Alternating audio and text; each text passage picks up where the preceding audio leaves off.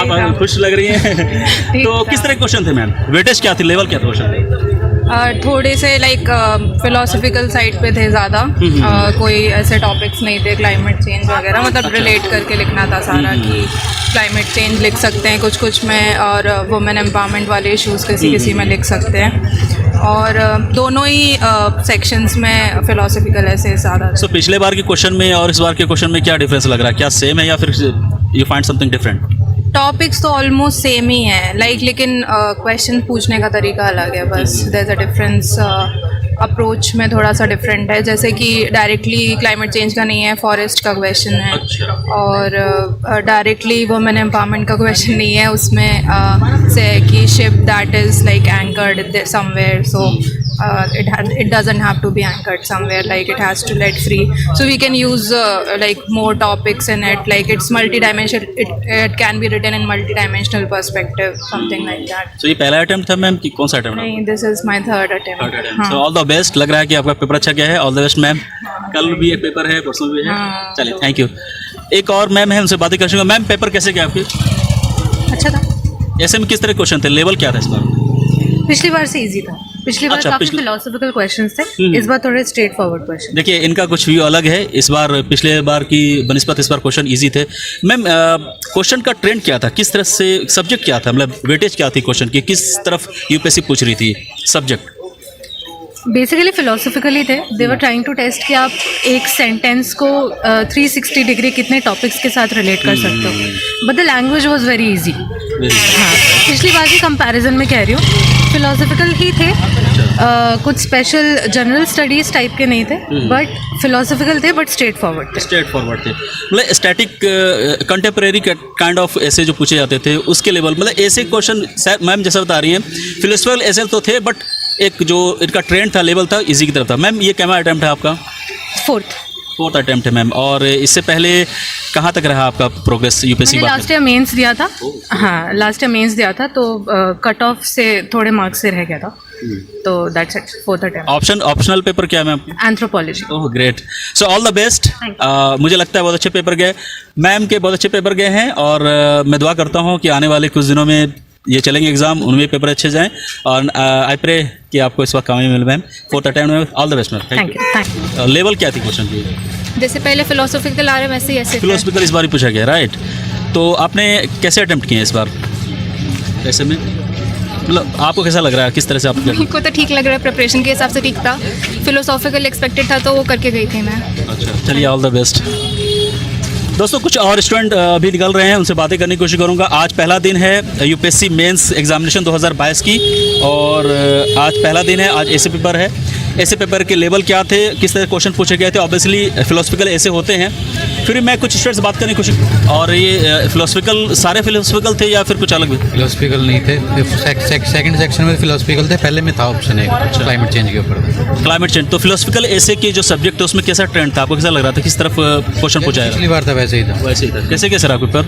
ठीक है, चलिए ऑल द बेस्ट। मेरे साथ एक और एस्पिरेंट है जो अभी यूपीएससी मेंस की पहली परीक्षा आज ऐसे की थी, वो दे के निकल रहे हैं। सर से जानने की कोशिश करो, सर पेपर कैसे गया आपके? सबसे पहला क्वेश्चन। सर सबसे पहला क्वेश्चन, मेरा नाम सचिन राजपूत है और मेरा एग्ज़ाम ठीक अच्छा गया है। मेरा थोड़ा टाइम के पहले हो गया, क्योंकि और क्वेश्चन पेपर में एज़ यूजुअल होता है, ऐसे हर 2 सेक्शन होते हैं 4-4 क्वेश्चन के, तो आपको हर सेक्शन में इजी क्वेश्चन एक तो मिल ही जाएगा। एग्जैक्टली इस बार ही वही हुआ। जैसे लास्ट ईयर पेपर पूरा वो था, क्या कहते हैं, फिलोसफिकल बेस था, बट इस बार सेकंड सेक्शन पूरा फिलोसफिकल था, और फर्स्ट सेक्शन में 2 फिलोसफिकल थे, बट 2 थीमेटिक थे।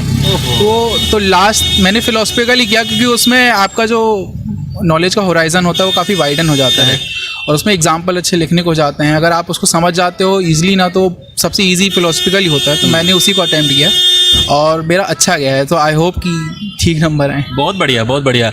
मतलब एक सही रिव्यू जो होगी आज के पेपर की, वो सर बता रहे हैं। अच्छा, ये क्या अटैम्प्ट है सर आपका? सर ये मेरा फर्स्ट ही अटैम्प्ट है, पहली बार ही है। अरे ग्रेट। और ऑप्शनल पेपर क्या है आपके? सर मैथ्स है मेरा ऑप्शन। मैथ्स है। और अभी कुछ दिनों में और भी पेपर होंगे, उसकी तैयारी कैसे चल रही है जरा? सर तैयारी तो अच्छी है, और फिंगर्स क्रॉस्ड सब अच्छा हो। मेन एम रहेगा पेपर पूरा करने का, क्योंकि मेरा फर्स्ट अटैम्प्ट है, और बहुत से दिग्गज होते हैं इसमें जो। नहीं ऐसा कुछ नहीं, सी फर्स्ट अटैम्प्ट को ही आप लास्ट अटैम्प्ट मान के चलिए, तो फिर और अच्छा होगा।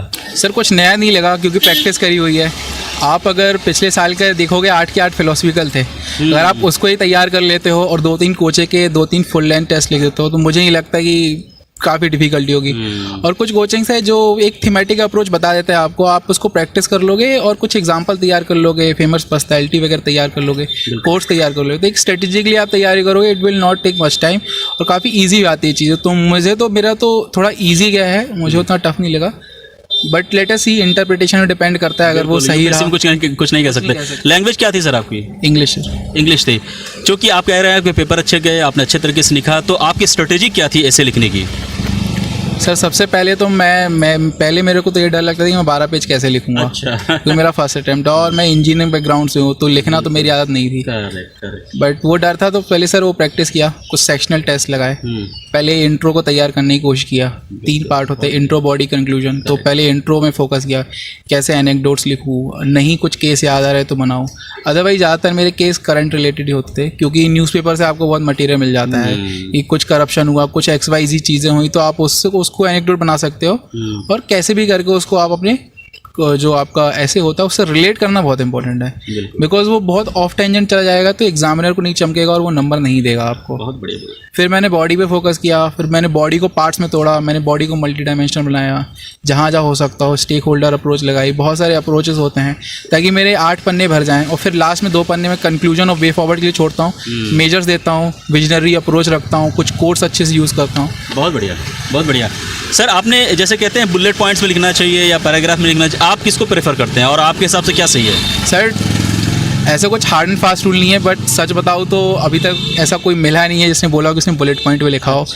But to be on a safe side, और मैं तो फर्स्ट टाइमर हूँ तो मैं तो बिल्कुल सेफ ही खेल रहा हूँ, तो मैंने बिल्कुल पैरा पे लिखा है। हालांकि आपको फ्रीडम मिलती है क्रिएटिविटी की काफ़ी, आप सब हेडिंग्स बना सकते हो, हेडिंग्स बना सकते हो, तो वो आपकी क्रिएटिविटी डिपेंड करता है। बट टू एन एक्सटेंट जितना हो सके डायग्राम, फ्लो चार्ट्स वगैरह ऐसे में अवॉइड करना चाहिए। वो आपको GS 1 2 3 4 में चांस मिलेगा, वहाँ आप दिखाओ क्रिएटिविटी। ये इट्स नॉट अबाउट कंटेंट, ऐसे इज अबाउट लाइक कि आप कितना लूसिडली चीज़ों को लिख पाते हो, कितना आपके जो स्टेटमेंट्स होते हैं, पैराग्राफ होते हैं, हर लाइन होती है उसमें फ्लो आना चाहिए। सामने लोगों को पढ़ते समय ऐसा नहीं फील होना चाहिए कि अटक रहा है वो, उसलिए कि यार ये हुआ था अब ये होगा, कि there should be a coherence, right? वो इशू बढ़िया है। All the best sir. I hope आपका एग्ज़ाम बहुत अच्छा गया है, जो आप बता रहे हैं टेक्निकली, और काफ़ी एक्सपीरियंस फर्स्ट अटैम्प्ट है सर की, लेकिन काफ़ी एक्सपीरियंस लग रहे हैं। एंड आई होप कि आने वाला और भी पेपर आपका अच्छा जाए। Thank you ji sir.